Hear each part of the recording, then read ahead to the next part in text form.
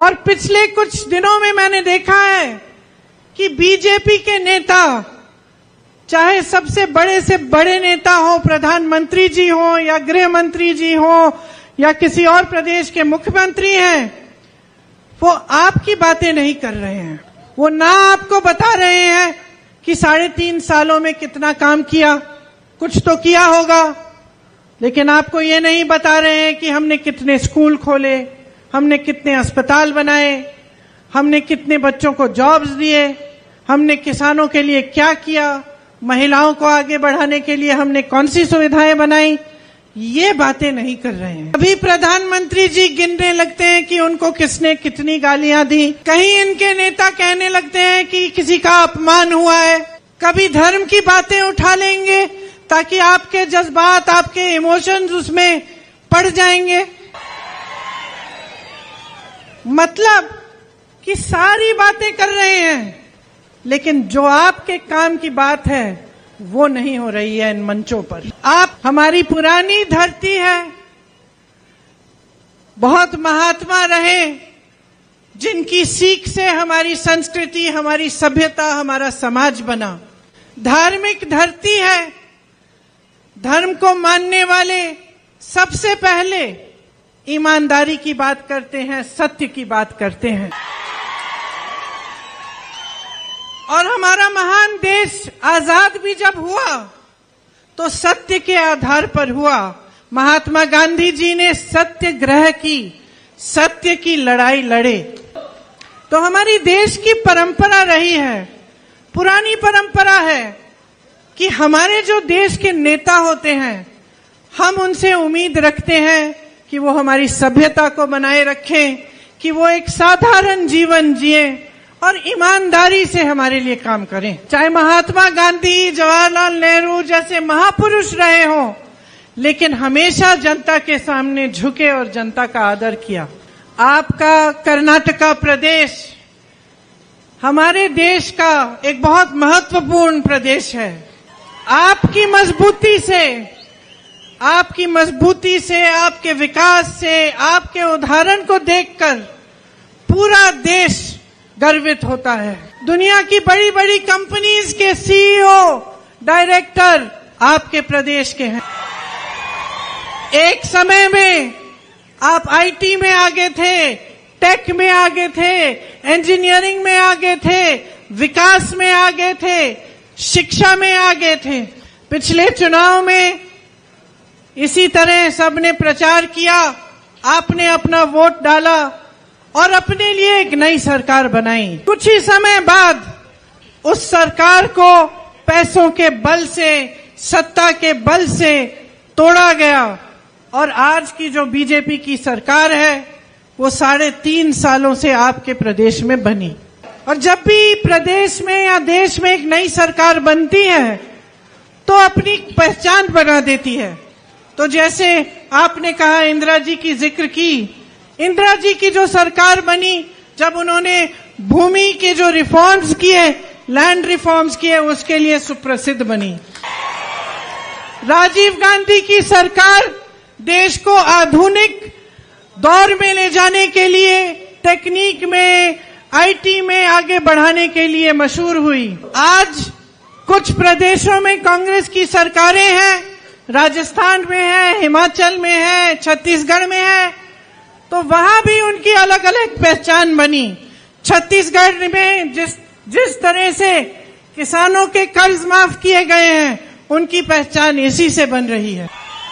तो क्या ये दुख की बात नहीं है और ये शर्म की बात नहीं है कि जो कर्नाटका प्रदेश की बीजेपी सरकार है वो 40% सरकारा के नाम से प्रसिद्ध हुई है। और ये नाम किसी दूसरी पार्टी ने नहीं दिया, ये प्रदेश के कॉन्ट्रैक्टर्स ने दिया। प्रदेश के कॉन्ट्रैक्टर्स जो आत्महत्या करने लगे क्योंकि उन्होंने कहा कि उनको इतनी घूस देनी पड़ती है सरकार को कि कमा नहीं पा रहे हैं। क्या ये शर्म की बात नहीं है कि आपके नौजवान बच्चे एग्जाम्स के लिए, भर्तियों के लिए पढ़ते हैं, लिखते हैं, आप ट्यूशन्स की फीस भरने के लिए और कड़ी मेहनत करते हैं और फिर जब भर्ती का एग्जाम देते हैं तो पीएसआई के स्कैम के जैसे उनको पता चलता है कि किसी विधायक ने पैसे चोरी किए और उनकी भर्तियां बंद हैं। आपके यहीं के विधायक का नाम एक ऐसे स्कैम में उठा है। कर्नाटका में कहीं और एक विधायक के बेटे को 8 करोड़ कैश के साथ घर में पकड़ा गया और इनकी बेशर्मी इतनी बढ़ गई है कि उन पर कार्रवाई करने के बजाय उनके पिताजी ने एक परेड निकाली कि मैं विधायक हूं, मुझे कोई छू नहीं सकता, मेरे बेटे लूट करें, चोरी करें, कुछ भी करें, आप मुझे छू नहीं सकते। अब मैं जानती हूं मेरी बहनें, आप सुनती होंगी कि सरकार बनी है, भ्रष्टाचार बहुत ज्यादा है। आप सोचती होंगी कि ठीक है, भ्रष्टाचार हो रहा है, होता है, बड़े बड़े नेता अपने महल बना रहे हैं, अपने घर बना रहे हैं, तो इससे मेरा क्या मतलब है। मैं आपको बताना चाहती हूं और मैं चाहती हूं कि इस बात को आप सब बहनों भाइयों गहराई से समझें कि भ्रष्टाचार से जो संपत्ति चोरी होती है, जो लोगों के महलों में, गाड़ियों में, उनके जीवन में जा रही है नेताओं के, वो आपकी संपत्ति है।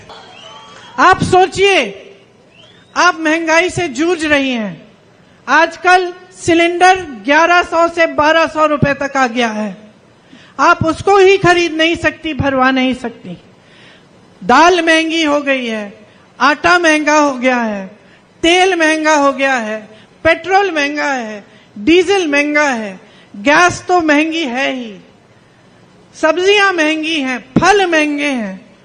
तो जब सुबह उठकर आप सोचती हैं कि खाने के लिए कुछ बनाना है, दुकान जाती हैं, आधी चीजें तो आप खरीद ही नहीं पाती होंगी। और आप सोचिए मेरे किसान भाइयों, आप दिन रात मेहनत करते हो।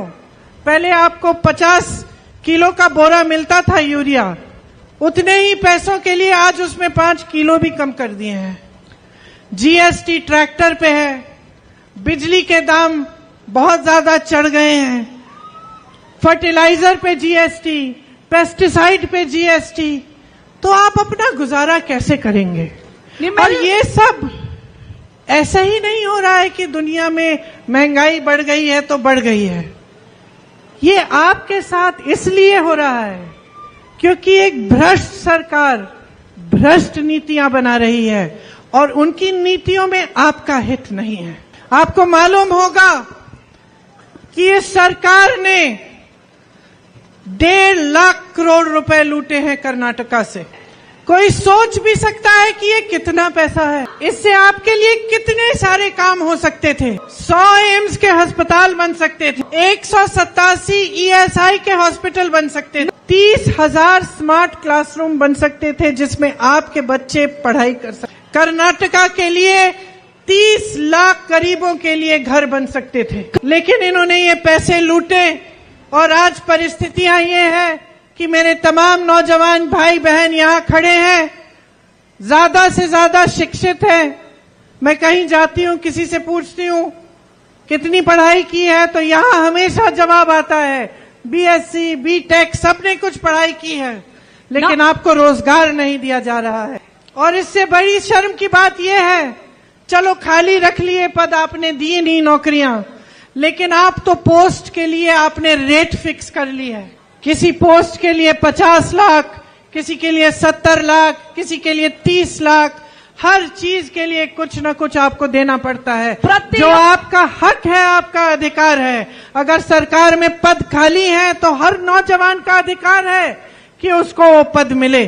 और मेरे किसान भाइयों की हालत देखिए, 25,000 रुपए पर एकड़ टैक्स लगा दिया है। डबल आमदनी की बात की थी, डबल आमदनी सिर्फ इनके नेताओं और इनके उद्योगपति दोस्तों की हुई है। हमारे देश का किसान औसत प्रतिदिन 27 रुपए कमाता है और प्रधानमंत्री जी के बड़े बड़े उद्योगपति मित्र गौतम अडानी की तरह एक दिन में 1600 करोड़ रुपए कमा रहे हैं। आपके लिए जहां से रोजगार बनने थे वो बड़े बड़े पीएसयू उसको गिफ्ट के तौर पर दे दिए गए हैं। और जो छोटा बिजनेसमैन है, मीडियम स्केल का बिजनेसमैन है, जो दुकानें चलाता है या छोटा छोटा बिजनेस करता है, आपकी तरह जीएसटी और नोटबंदी सी आपकी के जैसी नीतियों से आपकी कमर तोड़ी गई। तो रोजगार दिलवाने के जितने भी माध्यम थे उनको कमजोर कर दिया, खत्म कर दिया। कांग्रेस वो माध्यम फिर से बनाना चाहती है। छोटे बिजनेस और मीडियम साइज के बिजनेस के लिए वेलफेयर फंड बनाना चाहती है। बीदर से चामराजनगर तक इंडस्ट्रियल कॉरिडोर और टाउनशिप बनाना चाहती है। बेंगलुरु में टूरिज्म के लिए, बिजनेस के लिए गोल्ड और डायमंड पार्क जैसे दुबई में होता है वैसे बनाना चाहती है। मैसूरू, हुबली, धारवाड़, गुलबर्गा, बेल्लारी, चित्रदुर्गा जैसी शहरों को बेंगलुरु की तरह आईटी और टेक में मजबूत बनाना चाहते हैं। और इस चुनाव में, क्योंकि हम समझते हैं कि 3.5 सालों में आपने मेहनत की लेकिन आपकी मुश्किलें बढ़ती चली गई, हम कुछ गारंटी आपको देना चाहते हैं। 100% विकास की गारंटी। जो 2.5 लाख पद खाली हैं उनको 1 साल के अंदर अंदर पूरी तरह से कोशिश करेंगे कि उनको भरा जाएगा। मेरी बहनों, आपके लिए गृह लक्ष्मी योजना, जिसके तहत आपको 2000 रुपए प्रति माह आप ही के अकाउंट में जाएंगे। गृह ज्योति योजना, जिससे 200 यूनिट फ्री बिजली मिलेगी। मेरी बहनें, आपके लिए सारी बस की यात्राएं फ्री होंगी। आंगनवाड़ी और आशा की बहनें मेहनत करती हैं, सबका देखभाल करती हैं और कोविड के समय, कोरोना के समय सबसे ज्यादा आपने धैर्य दिखाया और भीषण परिस्थितियों में घर घर जाके वैक्सीन डलवाई। फिर भी इस सरकार ने आपका मानदेय नहीं बढ़ाया। कांग्रेस पार्टी अगर सरकार बनाएगी तो आपका मानदेय 15,000 रुपए प्रति माह तक बढ़ाया जाएगा। मिनी आंगनवाड़ी के लिए 10,000 तक बढ़ाया जाएगा। आशा बहनों के लिए 8,000 रुपए तक। और जिन्होंने आजीवन आंगनवाड़ी में सेवा की है और रिटायर होने जा रही हैं, तो मेन आंगनवाड़ी के लिए 3 लाख रुपए मिलेंगे और जो मिनी आंगनवाड़ी की बहनें हैं उनको 2 लाख रुपए मिलेंगे। भूमिहीन मजदूरों और बटाईदार किसानों के लिए एक विकास बोर्ड बनाया जाएगा जिसमें 500 करोड़ रुपए का फंड होगा आपकी मदद के लिए। इस तरह की तमाम स्कीमें हैं कांग्रेस पार्टी आपकी भलाई के लिए लाना चाहती है। आपको हम दिखाना चाहते हैं कि एक ईमानदार सरकार जो आपके हित में काम करती है वो क्या क्या नहीं कर सकती। आप सब इतनी ध्यान से मेरी बातों को सुन रहे हैं तो मैं आपसे एक आग्रह करना चाहती हूं। देखिए, जो चुनाव है इसकी गहराई को समझना बहुत जरूरी है। आप जब 10 तारीख को वोट डालने जाएंगे तो 5 सालों के लिए आपका जीवन कैसा होगा, क्या तरक्की आएगी क्या नहीं आएगी, ये आप तय करने जा रहे हैं।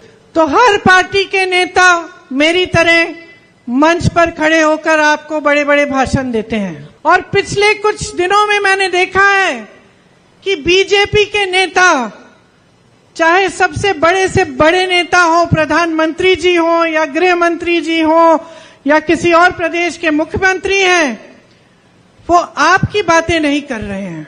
वो ना आपको बता रहे हैं कि 3.5 सालों में कितना काम किया, कुछ तो किया होगा, लेकिन आपको ये नहीं बता रहे हैं कि हमने कितने स्कूल खोले, हमने कितने अस्पताल बनाए, हमने कितने बच्चों को जॉब्स दिए, हमने किसानों के लिए क्या किया, महिलाओं को आगे बढ़ाने के लिए हमने कौन सी सुविधाएं बनाई, ये बातें नहीं कर रहे हैं। अभी प्रधानमंत्री जी गिनने लगते हैं कि उनको किसने कितनी गालियां दी। कहीं इनके नेता कहने लगते हैं कि किसी का अपमान हुआ है।